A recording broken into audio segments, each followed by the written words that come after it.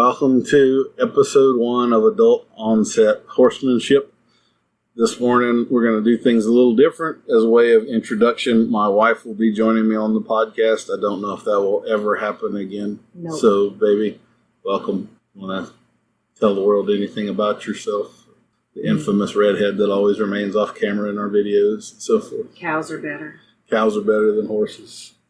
True story, when we first met, I realized that she had grown up showing Brahma cows, so I've met this pretty little country girl, and I thought immediately that I would be able to morph her love of cattle into a love of horses, and 17 years later, I'm just as wrong as I was on that day.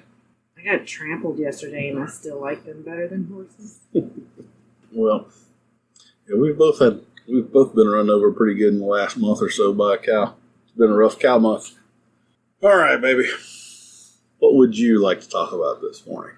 I don't think we're on here to talk about what I want to talk about. I think this is supposed to be about you and horses, right? Me and horses? Okay. Well, how are we going to talk about me and horses? Why are you doing a podcast on horses? Honestly, just another way to get the word out. Talk to people, bring the message. In the last year and a half, I've started listening to podcasts a lot. Anybody in the horse world knows that you spend a lot of time in the truck driving. And I love to listen to podcasts and learn something while I'm driving. So this is an avenue where hopefully we can teach and entertain and amuse people a little bit. Maybe give them something worthwhile during what would otherwise be dead time. Are you going to gear these podcasts around one certain discipline? Or are you going to be moving between nutrition and actual writing? Or No, I've got, 20 or 30 guests already that I've written down on a list. I don't know if I'll get all of them to be on the podcast, but they run the gamut, different disciplines. Some are veterinarians, some are farriers, some are novice horse people owners, like most of the people listening. Some are trainers, so it's kind of all over the place. So I don't want to be too honed in on any one specific thing. We want to have a little bit of something for everybody. if you had any advice for brand new beginners just starting out in the horse world that are listening to this podcast, what would you say to them to encourage them? First of all, I would say get some help and get some good help. Find somebody that does know what they're talking about, and that might be a harder task than you initially realize. And also find someone whose heart's in the right place and that is actually looking out for you, because there are plenty of people in the horse business that are not necessarily looking out for your best interest. I always say that the best and worst people in the world are in the horse business. Secondly, say you're going to fail a lot and it's going to be okay. And that's the way that any skill is taught. If you were learning to play baseball or gymnastics or whatever, you're going to get your butt kicked at first, and that's just part of the process. So mentally prepare yourself for it. Don't beat yourself up when it happens. You learn through failure, and the more you learn to embrace being okay with failing, the better and faster you're going to progress, and the more enriching the process is going to be for you. I got a little lost there, which is made me start daydreaming about hiking and wondering when you were going to take me hiking. Well, I've been hiking in a while, have we? First of all, we have to both be able to walk soundly again. These damn cows would leave us alone for a little while. It's now October almost, so it's time perfect hiking weather. Yeah. Did you know that when I was growing up, I collected unicorns? And I'm just wondering why you haven't bought me one. Okay. I feel so left out. So I have a little notes folder on my phone just for gift for my wife, and that unicorn buying spree is going to begin shortly. But I want a real one. Oh, a real unicorn? Yeah. I do have a coupon for 50% off, valid where any unicorns are sold, so I will get to look in on that.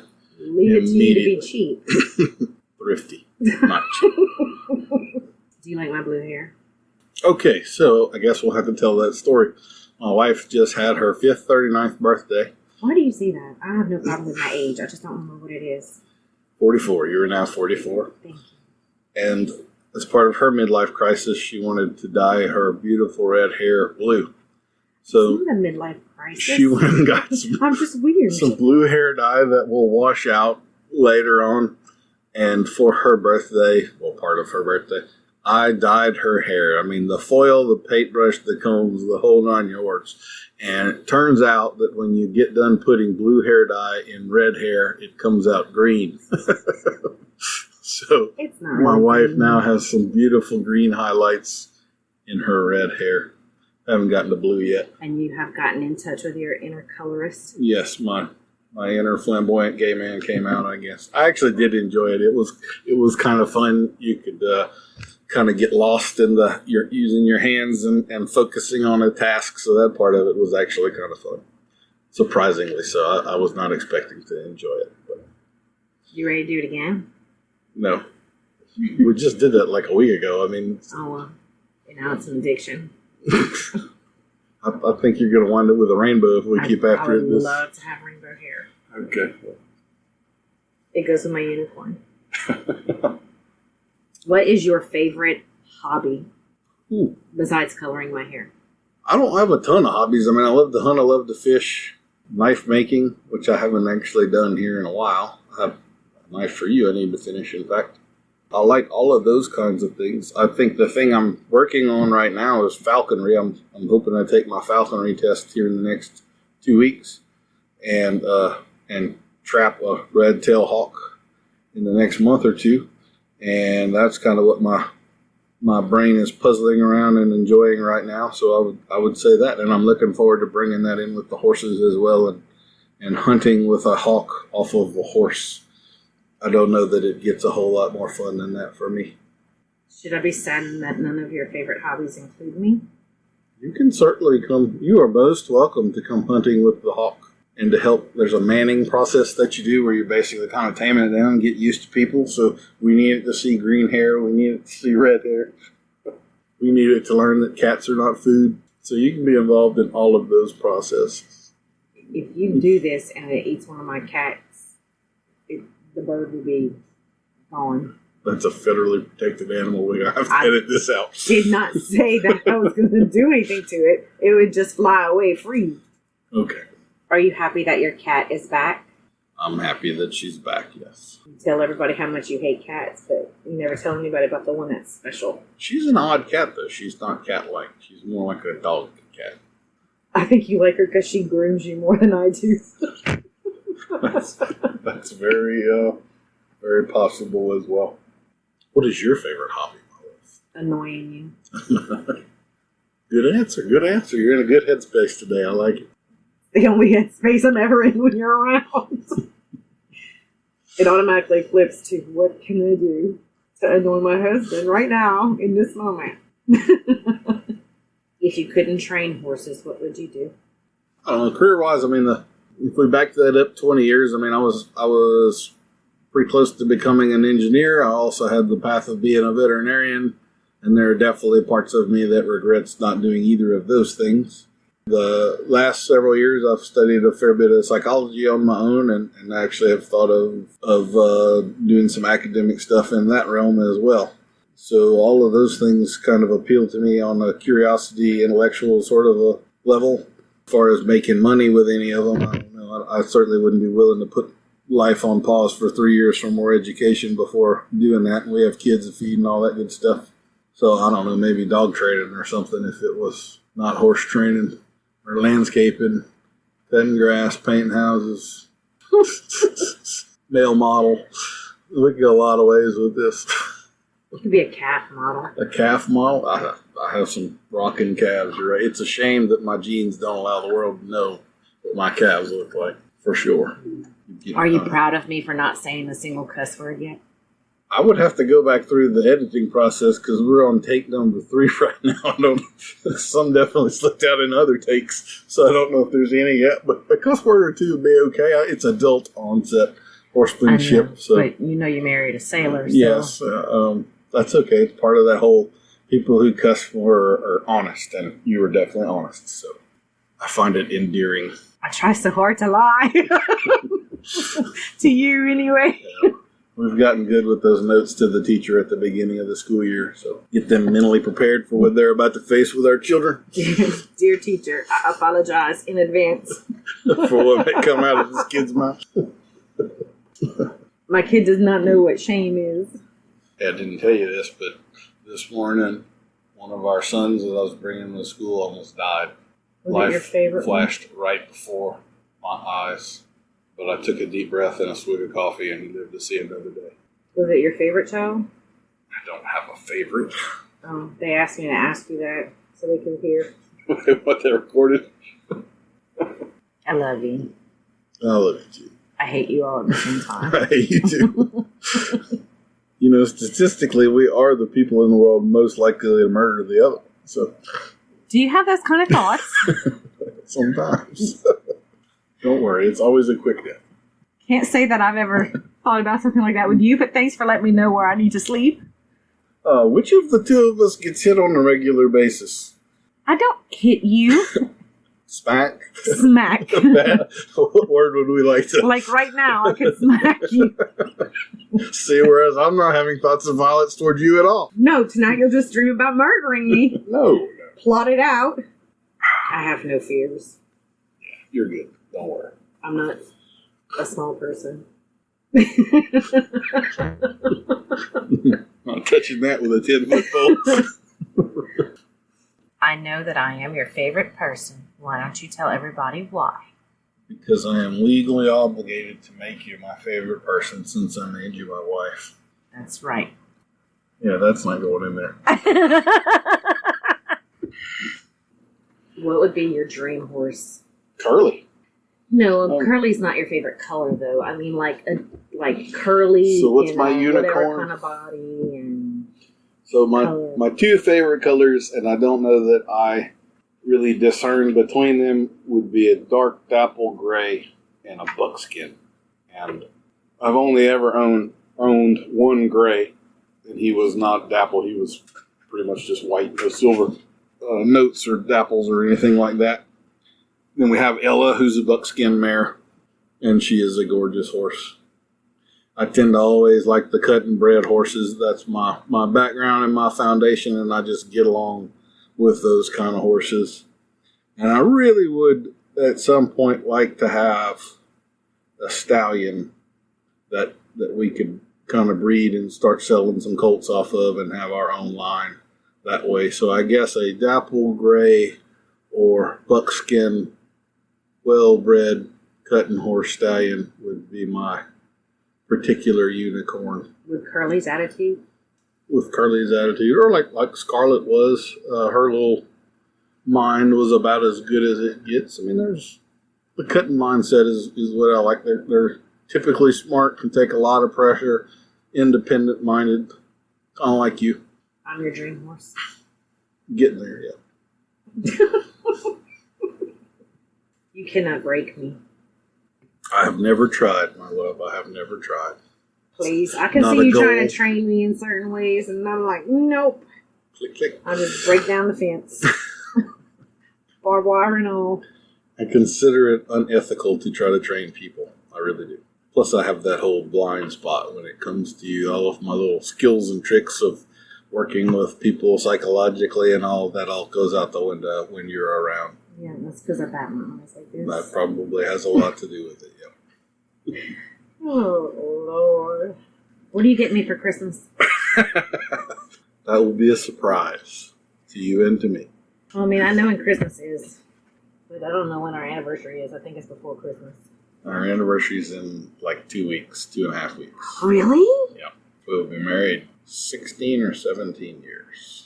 16 years married. Why are you looking at me like I can answer that question? I think we'll be married 16 years, and then next spring in April it'll be 18 years together. I just tell people 25. Feels like a lifetime. It feels, yes. How long have y'all been together? Oh, like 25 years? And 40. We counting dog years because living with one another's a bitch. So you have the sailor coming out now. Yep. Go ahead. Make a loud slurping noise on your coffee there. Well, you bought it for me. Now, you are the only person walking the planet, well, Mama, probably, that I would spend $6 on a damn cup of coffee for. I think that's the most ridiculous thing in the world. That's community coffee. What are you That's eating? good stuff. Halloween's coming up. What are you going to be? I wasn't really going to be anything for Halloween because I thought we were both going to be out of town this year. We got the livestock show during it, and then I have that conference if I get to go to it. My little one isn't going to miss Halloween. That steer show's at 9 o'clock in the morning. Mama's going to be hauling back to get her little man up for Halloween. Well, if I make that conference, I'd be out of town. But what would I be for Halloween? I have a great Invisible. cowboy costume. You're the headless horseman. We'll just pretend you're here and you're not. It'll be the best costume you've ever put on. That'd be Dad. You have your main man, Curly. He is your special horse. What makes him so special to you? How long have you been riding him? When are you going to retire him? So Curly's history, I rode him for a long time customer. As a 2-year-old, I rode him his whole 2-year-old year, and I liked him pretty well. I describe him as a feminine gelding, so he's not the big, stout ranch horse-looking kind of horse, but I've always liked him because deep down in his core, Curly is a chicken, and yet he will kind of man up when I ask him to, and I respect that. One of the things that I really can't tolerate is cowardice. And so the fact that he kind of fights that for me is a big part of what I like about him. And he is a fairly intelligent horse. I don't have any trouble teaching him new things or anything like that. He's honest. He's very sensitive. When I first started Curly, he was like riding a rabbit. You know, if a bird farted in a tree 300 yards away, he would jump 20 feet to the right. And so I really like that kind of sensitivity in a horse. So he's just sort of right up my alley. And I've owned him longer than I've owned any horse ever. I got him, I rode him in his 2-year-old year. Then he went to another trainer. They rode him for a month and didn't get along with him very well. And so I wound up buying him from the man that owned him. And he's been mine since he was a 3-year-old. And I think he's 17 now, fixing to be 18 this year. And I really, the kids have ridden him, you've ridden him, anybody in the world can ride him. I would have never thought that when I first was starting him. I thought he was going to be a for me only kind of horse. And I just love him. He's my partner. Well, when you go to retire him, which horse are you looking forward to making your next? So Willow and Xander will be the next upcoming ones. And I'm way behind on the riding for them. Willow is a year older than Xander. I think she's 6 now and Xander's 5. Or maybe she's 5 and he's 4, something like that. They are out of a mare that was left with us in training, Drusilla, who is April's personal horse. Drusilla is a half Belgium, half thoroughbred mare. Great big 17-hand, 1,800-pound, very docile, very good. Yeah, that's April's little unicorn. She's the alpha mare around here. And so we bred her to a cutting horse stallion, and that's what Willow and Xander come from. Willow is more sensitive and flighty and temperamental, and Xander is way more laid back, and he will be the kind of horse that anybody can ride in short order, where Willow will probably be just mine for several years, kind of like Curly was. So they're the next round, and then right now we've got Drusilla's getting bred again to a Bayron ranch horse, kind of a stallion, and Penny is a Palomino mare that we own, and she's getting bred to the same a different stallion, but the same kind of background. And those will be the ones behind. And then we've got Hooch, the Lusitano, who has had some stifle problems, but if we can keep him sound and rolling, then he'll be in the rotation here before long, too. When you do get a chance to ride for personal pleasure, do you prefer to ride trails or do you prefer to ride obstacles? What would be your preferred pleasure ride? Go and work cattle ranch style would be probably my favorite thing to do. As far as my personal favorites, like the trail riding stuff, I like it. The real fun of that is that I take the boys around, and so it's riding with them and showing them cool stuff and point A to point B, and look at that butterfly, and there's a deer, and kind of enjoying that same relationship building and love of horses that I have. It's more about sharing it with them, and who knows, maybe one day we'll get you out there too, and maybe one day we'll get you driving some cattle around on a horse, and maybe that's when it all clicks and my ultimate plan comes together. My cows come when they're called by name. I don't need a horse to bring cattle to me. Yeah, that one came out of the trailer when you called her yesterday, Pre. It ran right over the top of you, flipped you over. She's not mine. That's your son's. That's your son's cow. I am not her person. Ladies and gentlemen, there is nothing in this planet more dangerous than a show cow. They will hurt you. They will kill you. Show cows are dangerous. They will love you. They will cuddle you, and you can sleep with them. That's your PSA for the day. Which reminds me, we have a sponsor for this episode that I need to do the little blurb for. And so, this episode is being brought to you by Chicago Screw Haters of the Southeast. If you're tired of being Chicago screwed at the most inopportune times, Chicago Screw Haters of the Southeast is for you. Franchises are available, so call soon. I think it would be better if it was sexier sounding. Sexier? I don't know if I can do sexier without laughing. Are you tired of being Chicago screwed? So what about you? Are we ever going to get you to come horseback camping with us? I prefer minimalist camping and hiking on my feet. You like to bring everything from the Boy Scout book and burners and griddles, and I'm all like, let's bring a Tupperware container. Yeah, we cook. I mean, so if you go camping with me, we eat well. What you got in your pocket over there? Anybody that goes camping with me, we cook and we eat well. That's part of the deal. You want a tuna fish sandwich or something, and tuna. Yeah, chicken salad, whatever. No, thank you. We're gonna have a steak and a baked potato and some asparagus wrapped with bacon on the grill. That's how we. If I'm going camping, I want to cook on a campfire, and I want very minimal amounts of stuff to bring back because I'm supposed to relax. Well, like you say, I did Boy Scouts for a long, long time, but there's only so many s'mores and hot dogs over a campfire that you can eat until you can't choke it down anymore. So I'd rather have good food. We fry fish. I don't know why you just won't let me do it my way. Everything has to be your way all the time. Since you have in 17 years not ever actually come camping with me, or did you one night?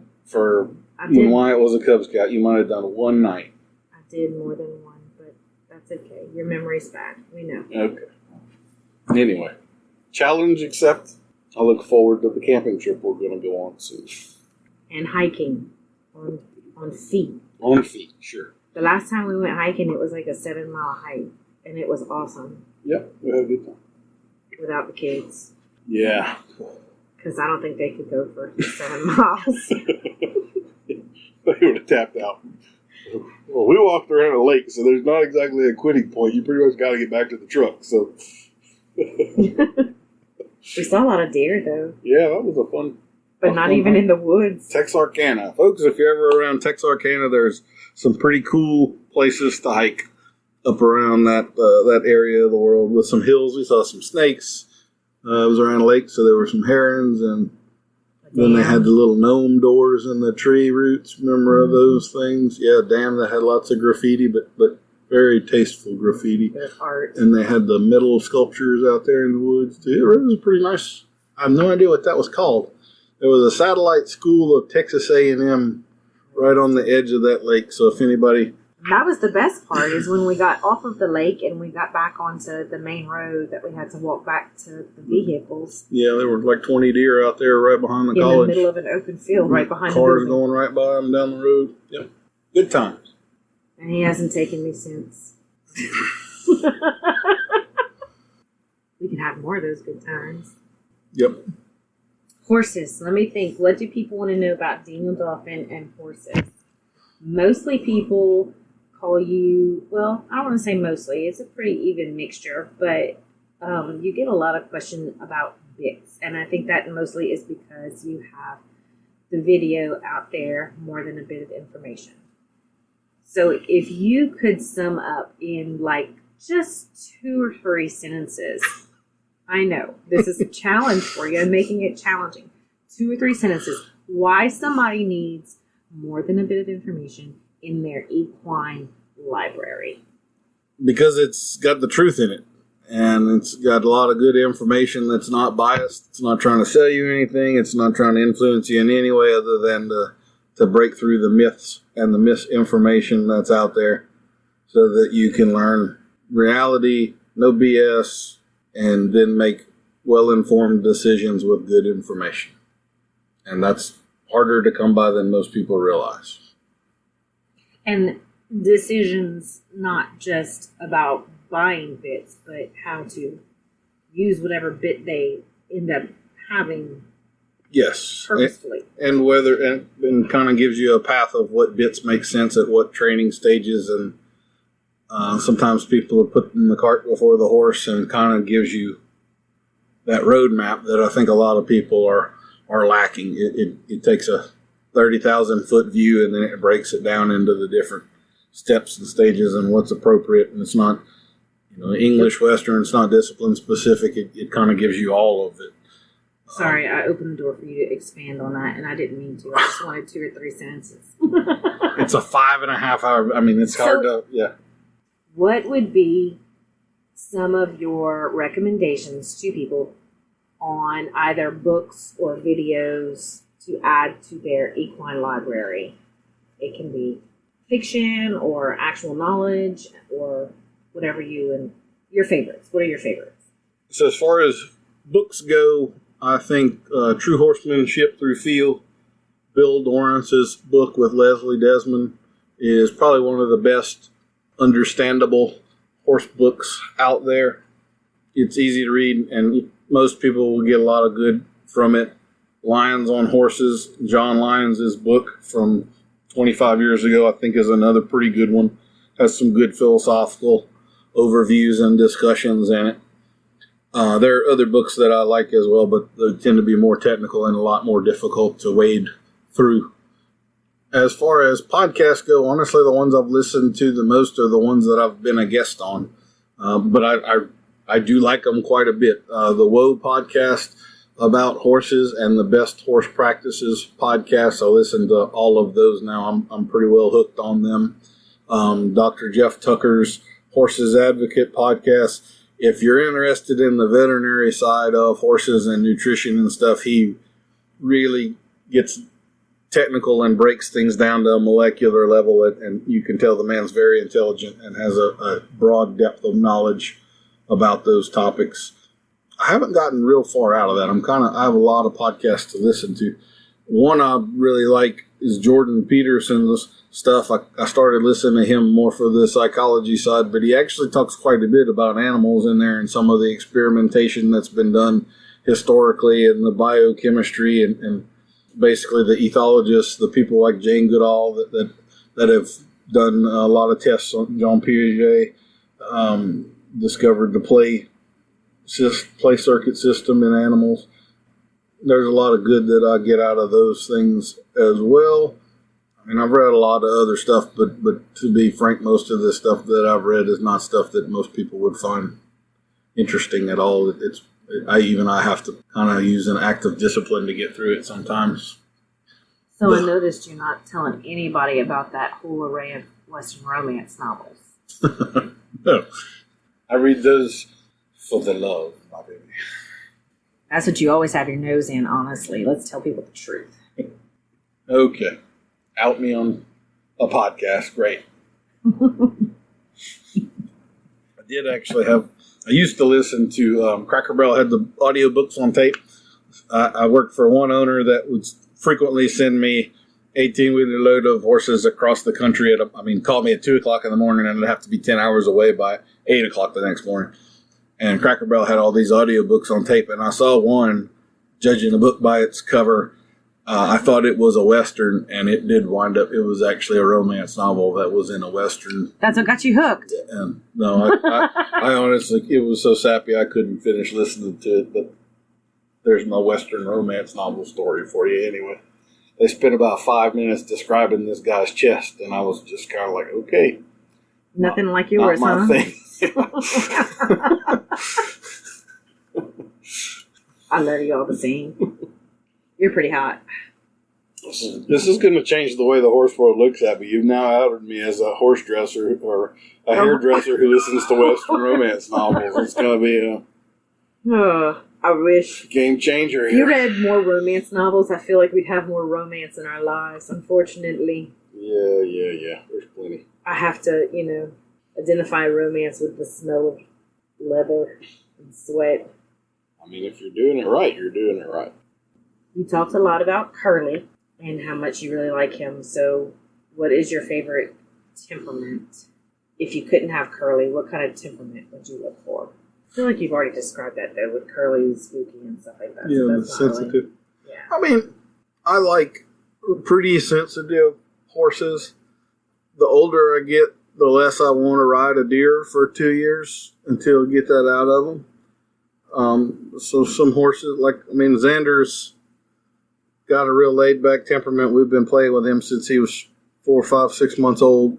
He's gentle as a dog. I have no concerns of safety or anything like that with him. Whereas Willow, first time we ever laid eyes on her, she was 18 months old and wild as a March hare. You couldn't get within 40 feet of her.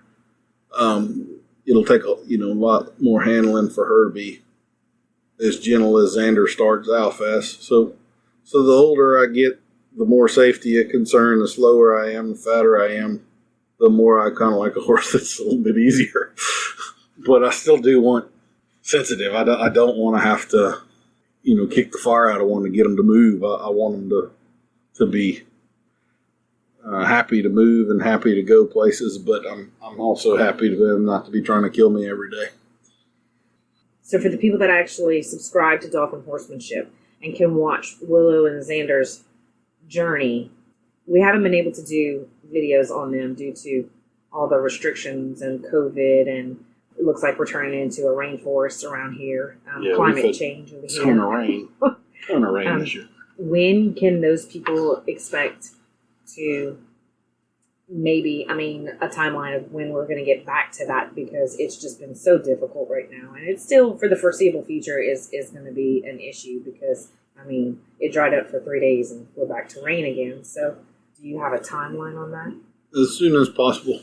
I did get injured by a steer here about 5 or 6 weeks ago, and my left leg is I think I broke my fibula, which I didn't realize until recently. We thought it was just a bad sprain, and now that all the swelling has subsided, looks like I have a broken bone in there. But anyway, so hopefully before long, next couple of weeks or something, we'll get back to playing with them. Xander had also hurt one of his hind legs. He got wrapped up in a fence, and he has been healing up for several months. But hopefully here in the next month or so, we'll get back cranking with them. And there's a lot of times when I've had opportunity to ride them, but we weren't able. You weren't around. I have to have you here filming me, and that's been the real challenge with that, is to get us both on the same page. Where because the deal with Willow and Xander is that nothing gets edited. You see start to finish, good, bad, ugly, the whole 9 yards, and so everything has to be filmed, and that is really the challenging part. Like you say, if it's a little rainy one day or something, then we have equipment issues, and that's been the holdup. It's been difficult for sure. Are you planning on doing any sort of expos in the upcoming future? Hopefully. Yeah, that stuff has been greatly affected by COVID. They've canceled a ton of them. I know there's been a few that have been back on this year. Who knows what the future holds, but definitely we want to get back to that stuff, and kind of the clinics have slowed down a ton. We didn't do a clinic at all in 2020. I don't think we've done a few this year, and we've got a few more this fall and through the winter that are scheduled, but a lot of arenas quit allowing that. They're kind of starting back. So, we're raring to go and anxious to get back out there, but we'll just have to see what COVID allows. And what type of clinics do you offer? I would love to read the list off of the website, but off of what I can think of the top of my head, we do basic, intermediate, and advanced horsemanship. We seldom have a clinic that's actually advertised as basic horsemanship, because I have learned that nobody thinks they need basic horsemanship, and they're all above that level. And so we just most of the time call it horsemanship on the flyer. But we do colt starting clinics. We do cow working clinics. We do kids clinics. Usually we split that up. So any kid like 14, 15, 16, I don't mind them riding with the adults, but like a 7-year-old is a very different animal. So a lot of times if we do a kids clinic, like we'll have that for a couple hours in the morning, and then we do the adults from 10 to 5 or something like that. We do obstacle clinics. I know I'm probably forgetting a few formats. We're really flexible. We'll do pretty much whatever you want us to do as long as it's something that I am capable of doing. Like, I'm not going to do a dressage-oriented clinic or a jumping clinic, or those aren't my wheelhouse. Or roping, I'm not a great roper, but as long as it's within something I have business teaching, then let's do it. Always looking for clinic hosts. That's one of the most difficult parts of this is getting the clinics scheduled, and it is a little bit of work on the host, and sometimes that winds up falling apart on their end. So if anybody is interested in helping us do that, we definitely offer some perks for the hosts and all to make it worth your while. And I don't think most of the places we go, we wind up returning to. So I don't think it's the kind of thing people regret once they've been through it. What is your favorite clinic? Probably cattle working. I really, really like doing the colt starting clinic too, but the colt starting clinic always has that dangerous element that makes it a little harder for me to relax. But those are my two favorites, I guess I will say. I also do like the advanced stuff where we get to work with. Really, the only place I've done advanced clinics has been riding stable, when we're kind of doing further education for the instructors, and we really get into the hind end and lead changes and some of the more technical stuff. But that's above the level of 95% of people riding horses, so you don't have very many opportunities to have those. I do also enjoy most of the clinics that we do are not really public clinics. We do a lot of small group stuff where 3 or 4 or 5 people will hire me at a day rate, and it's a more intimate setting, a lot more individual attention. We do more of those for sure than we do the public clinics that there's going to be a flyer and everybody's going to know about. And so you get to know the people a little bit better. You get to know their horse a little bit better. And I enjoy those quite a bit too. You can really, really help somebody out over the course of 3 or 4 days of that kind of stuff, or even 2 days of that kind of stuff. Whereas you have... It's easy to identify and focus. Yeah. I mean, sometimes when we've got 12 or 15 people, I'm still trying to remember everybody's name by the afternoon of the first day. So when you have 3 or 4, that more intimate setting is a lot easier to focus and customize. So those are a lot of fun. I enjoy those quite a bit. Who are you hoping that your first interviewee will be for your second episode of Adult Onset Horsemanship? So it'll be Heather. Heather was my first and only apprentice, and I figured that would be kind of the right way to start things out. Someone who can tell all your secrets? Well, she's not supposed to do that. It's supposed to be more about her, but yeah. An old acquaintance. I plan on interviewing one of Mark Cooey, the first real horse trainer that I went and worked for, and all that stuff. He doesn't know that yet, but I'll make that phone call and threaten to show the public some pictures that I've been keeping for years, and I'm sure he'll be on the podcast. I've got some of those pictures of you too, in case he needs them. Yeah. So anyway, Heather, I think would be a pretty good guest, and then, like I said, a bunch of others. Why Adult Onset Horsemanship? That's an excellent question, April. Let's get into it. So, Facebook comment. Ding dong. Visitor on the Dolphin Horsemanship Facebook page. He made a compliment on there and basically used the phrase that he'd been suffering. I think his name's Steve. He'd been suffering through adult onset horsemanship. And that phraseology I laughed out loud about. I thought that was very applicable to a lot of people. And so, boom, Steve gets credit for naming the podcast. I gotta go. I think my cows need me. All right, well, it looks like my wife is pretty much done with me for the morning. Her coffee ran out. So we're going to wrap up this episode. Thank y'all for joining us. I hope it hasn't been too rambling. And we're going to plan on releasing new episodes about every 2 weeks. Try to get into a schedule of that. So look for the next one. Please give us a review and all of that good stuff. 5 stars. If it's not going to be 5 stars, then just keep it to yourself, okay? I mean, be cool about things, people. And we'll see you on the next one. So that's been Adult Onset Horsemanship with Daniel Dolphin. Thanks to April, my lovely wife, for interviewing me today. You think I'm pretty? Yes, of course I do. I don't marry no ugly chicks now. All right. We'll see y'all on the next one. I hope that helps.